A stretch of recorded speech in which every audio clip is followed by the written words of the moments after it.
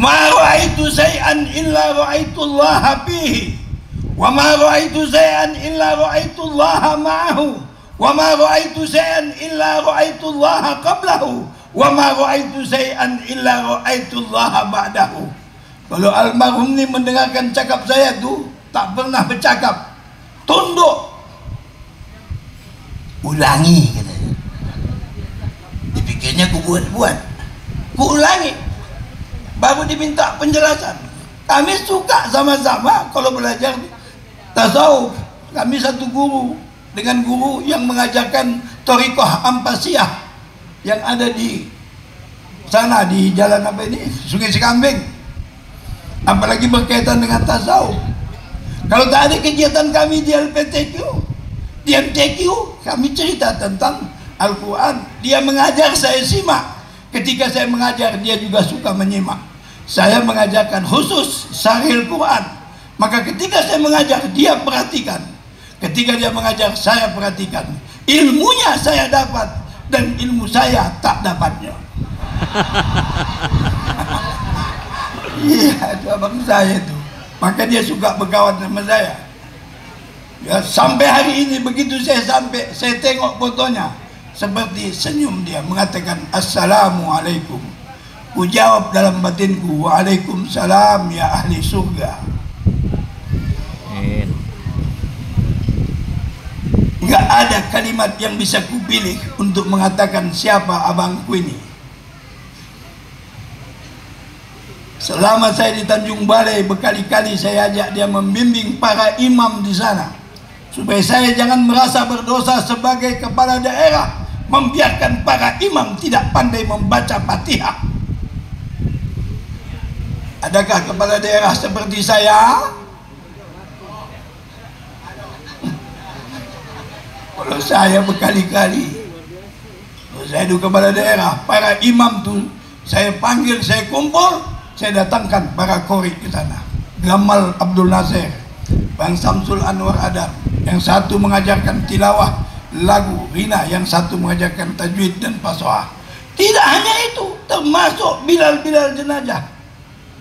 Bilal jenazah itu juga perlu dikasih tahu. Guru-guru mengaji dikumpul. Kenapa? Itulah tanggung jawab ulil amri. Kalau ada kita menerima tanggung jawab sebagai ulil amri, tidak kita bina umat beragama, dosa. Kapan kita tunggu hukumannya? Tunggulah padam, baru tahu. Sebelum padam, kerojokan yang kubilang ini. Ya benar. Karena jangan dianggap pelayanan terhadap masyarakat itu cuma melayani boras. Borasnya pun kena oplos. Melayani minyak, katanya pertama, rupanya pertalit. Itu yang mau kita banggakan. Nah, ini nampaknya menyalah ini kata orang tuh. Bukan lagi tausiah ini. Boleh menyimpang sedikit-sedikit, boleh. Nah, jadi kedekatan kita kepada Rasul itu lewat ulama. Ya, kita anggap para ahli Al-Quran dimanapun berada, itu adalah ulama. Yang penting ketika kita mengambil ilmunya, menjadi satu jaminan Fatihah kita sah. Saya kan kalau baca Fatihah diketawain, kata orang tuh saya tidak sah, tidak sempurna, karena kalimat rohnya itu bersatu sama ren. Tapi ketika aku dengar Imam Masjidil Haram ada sama-samaku, alhamdulillah, ada rupanya kawanku di Mekah jadi imam. Ketika saya sholat di masjid BKKBN, buka rahasia nih, saya di situ khatib, langsung jadi imam. Jadi imam, di belakang saya berjejer ustadz besar. Ada Adlan Adam, ada Hasan Basri, dan ada yang lain. Saya jadi imam. Imamnya imam tasmi', tidak talaki. Tasmi' hanya modal mendengar saja. Mendengar cobakan, mudah-mudahan jadi. Begitu siap aku imam, assalamualaikum, ku tengok berjejer ustaz-ustaz, terpaksa salam kedua tak kedengaran. Assalamualaikum warahmatullahi. Ya hadirnya punya di sini. Untung sajalah salam pertama itu yang rukun, salam kedua itu sunat. Kalau tidak batal sholat. Bukan aku beristighfar siap itu. Adanya kalian di belakang.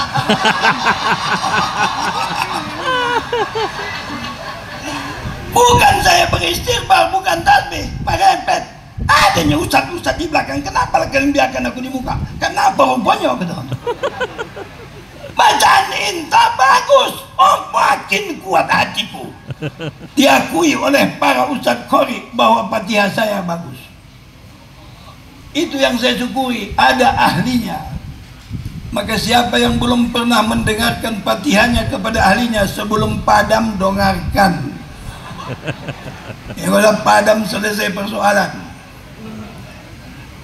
Ittabi' sabila man anaba ilayya, kata Allah, ikuti olehmu jalan orang yang membawa engkau kepadaku. Hari ini kita merasakan banyak para ahli Quran yang membawa kita untuk dekat dengan Allah, untuk mendengarkan kalam Allah, untuk dapat bersama dengan Allah berdasarkan kepada tuntunan bimbingan. Tadi dibilang Asen orangnya tidak terkenal tapi muridnya terkenal, menunjukkan ilmunya ilmu yang barokah. Mudah-mudahan murid beliau juga ilmunya semuanya berkah-berkah.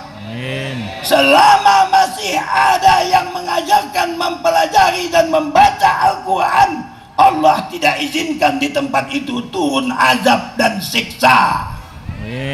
Ini apa namanya? Keyakinan. Ini apa namanya? Keimanan dan keyakinan. Selama kita yakin Al-Quran itu membawa kebaikan, maka tidak akan ada nilai selain kebaikan itu. Maka siapa yang mengajarkan Quran, keluarganya menjadi keluarga terbaik. Siapa yang mempelajari Al-Quran, keluarganya menjadi keluarga yang terbaik. Anaknya menjadi terbaik dan menjadi pemimpin. Karena pemimpin sesungguhnya adalah orang yang harus terbaik di tengah-tengah masyarakat. Udah cukup. Kalau tidak disambung nanti undang balik. Terima kasih penghargaan yang besar ini. Ya, mudah-mudahan kita tetap menghidupkan Bang Samsul Anwar Adnan di dalam jiwa kita untuk menyimak, untuk mempelajari Al-Quran. Cintailah beliau. Kalau tidak ada, cintailah keluarganya, cintailah anak-anaknya. Kenapa? Karena dia mencintai anaknya. Ketika kita cintai anaknya, dia pun suka melihat kita. Itu makanya keluarga Al-Quran itu ahlullahi fil ardi, man akramahum akramahullah, wa man ahanahum ahanahullah. Kau muliakan ahli-ahli Al-Quran, Allah pasti memuliakan engkau. Kau rendah dan hinakan ahli-ahli Quran, Allah juga akan menghinakan engkau. Mudah-mudahan hadis ini menjadi pedoman bagi kita untuk tetap dekat dan memuliakan ahli-ahli Al-Quranul Karim. Amin ya rabbal alamin. Wabillahi taufiq wal hidayah. Wassalamualaikum warahmatullahi wabarakatuh.